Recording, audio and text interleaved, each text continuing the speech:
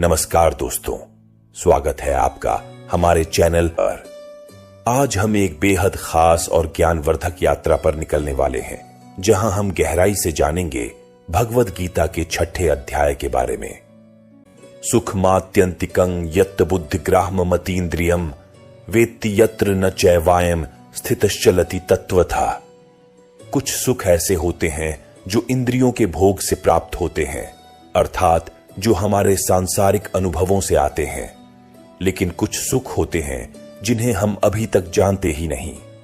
कृष्ण उन्हीं सुखों के बारे में बता रहे हैं जो परमात्मा के साक्षात्कार से मिलते हैं।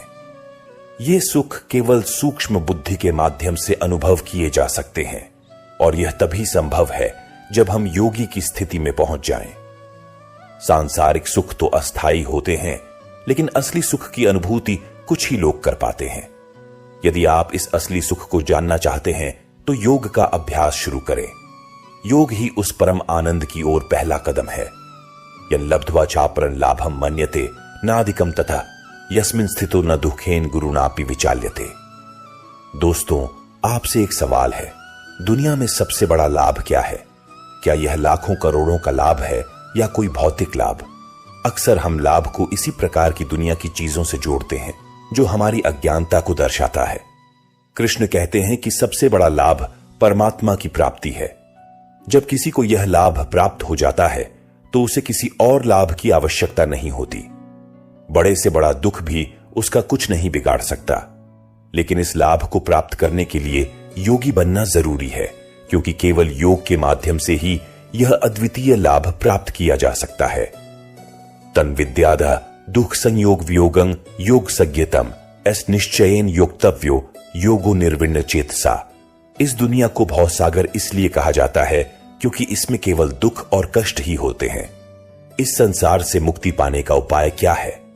कृष्ण अर्जुन को समझाते हैं कि जो इस संसार के दुखों से परे है वही सच्चा योग है।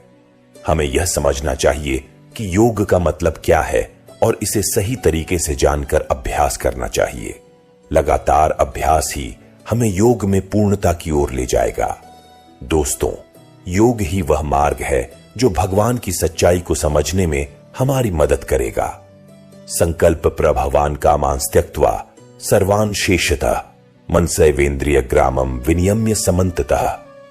किसी वस्तु का प्राप्त होना संयोग और किसी वस्तु का छूटना वियोग कहलाता है, लेकिन संयोग और वियोग से परे जो स्थिति है वह योग है। योग सबसे बड़े सुख की प्राप्ति का मार्ग है। इस स्थिति को प्राप्त करने के लिए हमें दुनिया की इच्छाओं और लालसाओं को छोड़ना पड़ता है। इच्छाएं तभी छूटती हैं जब हमारा मन पूरी तरह से नियंत्रण में होता है। इसलिए अगर आप योग की उच्च स्थिति तक पहुंचना चाहते हैं तो आपको छोटे छोटे लाभ, स्वार्थ, रिश्ते और सांसारिक इच्छाओं को छोड़ना पड़ेगा। निर्णय आपके हाथ में है। क्या आप केवल छोटे लाभ की चाह रखते हैं या सबसे बड़े लाभ की प्राप्ति चाहते हैं? शनैः शनैरूपर में बुद्ध्या धृतिगृहीतया आत्मसंस्थम मनः कृत्वा न किंचिदपि चिंतयेत्।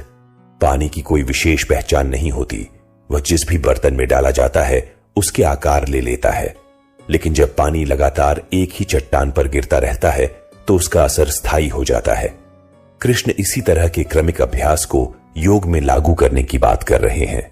नियमित और निरंतर अभ्यास से ही योग की स्थिति प्राप्त की जा सकती है। ध्यान और मेडिटेशन में नियमित रूप से बैठते रहें और समय के साथ आप इसके सकारात्मक परिणाम देखने लगेंगे। यह सिद्धांत केवल योग में ही नहीं बल्कि जीवन के हर पहलू में भी लागू होता है।